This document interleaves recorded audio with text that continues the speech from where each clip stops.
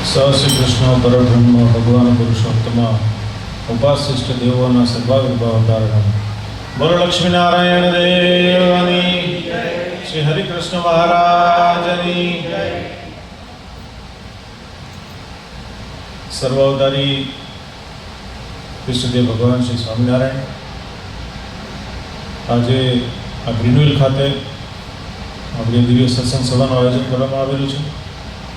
ત્યારે સભામાં ઉપસ્થિત વડતાલ ધામથી પધારેલા પરમ પૂજ્ય ધર્મધુરંદર એકધારાયણ આચાર્ય મહારાજશ્રી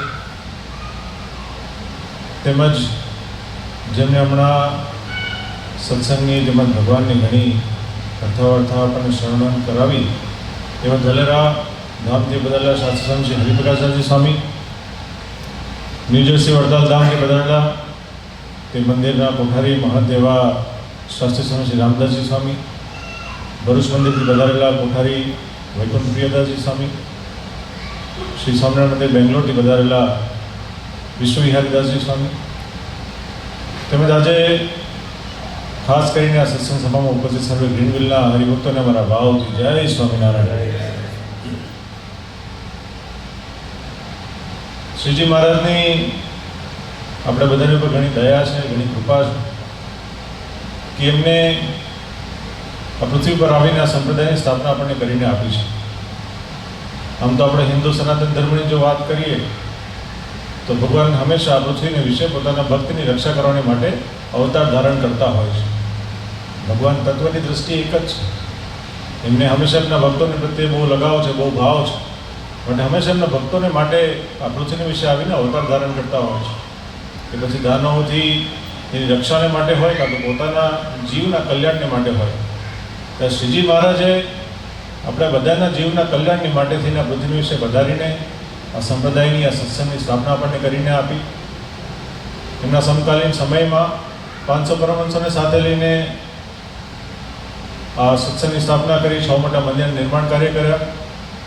તે મંદિરમાં બિરાજમાન શ્રી નરનારાયણ દેવ હોય, શ્રી લક્ષ્મીનારાયણ દેવ હોય, ગોપીનાથજી મહારાજ હોય, આ બધા દેવોની પ્રતિષ્ઠા આપણને કરીને આપી. તેમાં સાથે સાથે વેદેશ ગાદીની સ્થાપના કરીને આપી, આચાર્યની દિવ્ય પરંપરા આપણને આપી. તેમજ આપણે બધા જીવનમાં કેવી રીતના વર્તવું જોઈએ, આપણે બધાના જીવના હિતની માટે થઈને શ્રીજી મહારાજે શિક્ષાપત્રી જે સ્વયં આપણને લખીને આપી, અનેક વચનામૃત બોલ્યા, પોતાનું એકમાત્ર સ્વરૂપ વડતાલમાં પધરાવીને જ્યારે આપણને આપ્યું હોય ત્યારે આવો દિવ્ય સંપ્રદાયની ઓળખાણ જ્યારે આપણને થઈ હોય, માટે આપણે બધા બહુ ભાગ્યશાળી છીએ. હમણાં રામસ્વામીએ ઘણી પંચ જ્ઞાનેન્દ્રિયની વાત કરી.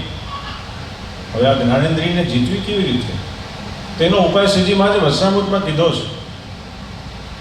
શ્રીજી મહારાજે કીધું કે જેટલો આપણને ભગવાનનો મહિમા સમજાય છે એટલા આપણા ગાઢ સંકલ્પ છે ટળી જાય છે, પણ જ્યારે આપણને ભગવાનનો યથાર્થ મહિમા સમજાય છે, યથાર્થ નિશ્ચય થાય છે, ત્યારે આપણે સંપૂર્ણપણે જેટલા પણ ભૂંડા ઘાટ માત્ર છે બધા હંમેશાને માટે ટળી જતા હોય છે.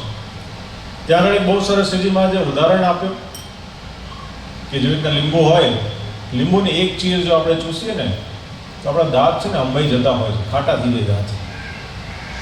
પણ તે સમયમાં પણ આપણે ધીમે ધીમે ચણા ચવાઈ શકીએ. પણ જ્યારે આપણે એક લીંબુ ચૂસ્યું હોય આખું તો પછી ચણા પણ ના ચવાય આપણે. પણ મગનો દાણો હોય તો કદાચ હિંમત કરીને આપણે ચાવી શકીએ. પણ જ્યારે આપણે બહુ બધા લીંબુ ચૂસ્યા હોય ત્યારે આપણે બધા દાંત અંબાઈ જતા હોય છે. પછી તે સમય તો રાંધેલો ભાત હોય ને તો પણ આપણાથી ચવાતો નથી. તો ઉદાહરણનો સાર શ્રીજી મહારાજે આપણને કીધો કે જ્યારે ભગવાનની આ ખટાઈ આપણને જ્યારે ચડી જાય છે ને ત્યારે આપણા અંતઃકરણ હોય, આપણી 10 ઇન્દ્રિયો હોય, આ બધાય આપણે બહુ આસાનીથી આપણે પાર કરી શકીએ છીએ. માટે કહેવાનો તાત્પર્ય કે ભગવાનનો મહિમા બહુ જરૂરી છે. ઇન્દ્રિયોની વાત કરી, ભગવાન શ્રી કૃષ્ણે પણ ગીતામાં ઇન્દ્રિયોની વાત કરીને જણાવ્યું કે જેવી રીતના કાચબો પોતાના બધા અંગો કેવી રીતના ખેંચી લે છે, તે પ્રમાણે જે વ્યક્તિ ઇન્દ્રિયોને જ્યારે પાછી ખેંચે છે ત્યારે જ આપણું મન સ્થિર થાય છે. માટે ઇન્દ્રિયોને જીતવાની વાત છે. માટે આપણે બધા જાણીએ છીએ સવારના પોરમાં આપણને ધ્યાન કરવાની વધારે મજા આવતી હોય છે, કારણ કે એની પાછળનું કારણ એ છે કે સવારના 4 થી 6 બ્રહ્મ મુહૂર્ત કહેવાય. 6 થી 8નો સમય હોય એને મનુષ્ય મુહૂર્ત કહેવાય, અને 8 પછી રાક્ષસ મુહૂર્ત કહેવાય. એમાં 4 થી 6 જે બ્રહ્મ મુહૂર્ત છે તે સમયે આપણને કોઈ પણ વસ્તુ કરવાની ઈચ્છા થતી નથી. ના કોઈની વાત સાંભળવાની ઈચ્છા થાય, ના આપણે કંઈ બોલવાની ઈચ્છા થાય, ના કોઈ વસ્તુ ગ્રહણ કરવાની ઈચ્છા થાય, ના કંઈ સાંભળવાની ઈચ્છા થાય, કોઈ પણ પ્રકારની ઈચ્છા થતી નથી. માટે બ્રહ્મ મુહૂર્ત કહેવાય છે. અને એ સમયને વિશે આપણે જ્યારે ધ્યાન કરીએ તો સહેજે સહેજે આપણે ભગવાનનું ધ્યાન થાય છે.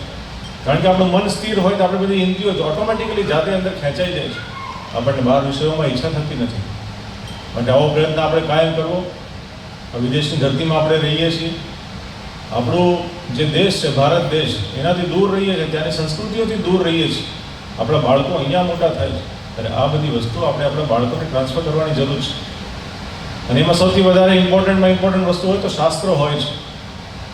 અને આપણે બધા બહુ ભાગ્યશાળી છે કે શ્રીજી મહારાજે પોતે જે વચનામૃત બોલ્યા, જે સંત સંતોએ લખીને આપણને આપે છે, શ્રીજી મહારાજે સ્વયં શિક્ષાપતિજી જે આપણને લખીને આપે એ પણ આપણી પાસે મોજૂદ છે, પ્રાપ્ત છે. માટે આપણે બધા બહુ ભાગ્યશાળી છીએ.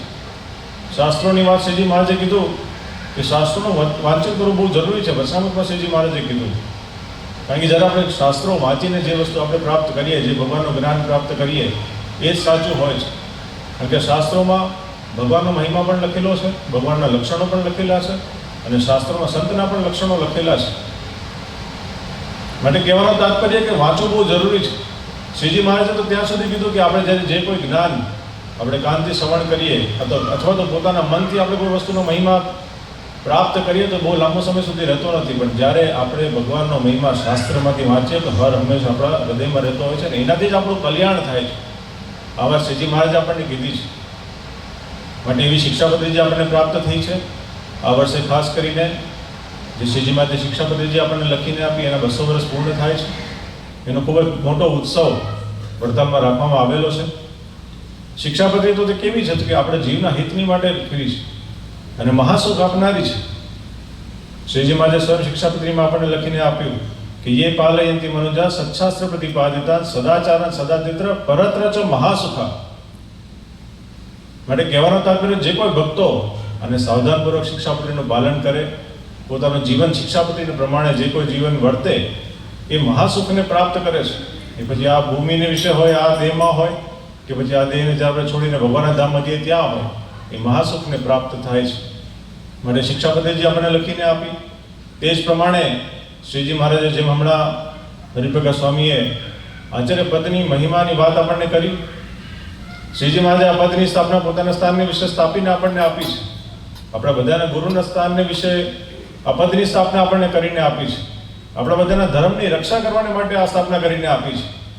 શિક્ષાપત્રીમાં શ્રીજી મહારાજે સ્વયં આપણને લખીને આપ્યું કે મદાશ્રિતાનામ સર્વેશામ ધર્મ રક્ષણ હેતુએ, કે આપણા બધાના ધર્મની રક્ષા કરવાને માટે અમે ગુરુપદને વિશે, આ ધર્મકોડને વિશે, ધર્મવંશમાં રહેલા આચાર્ય પદની સ્થાપના અમે કરીને આપી છે. ત્યારે આ પદ આપણને પ્રાપ્ત થયું છે.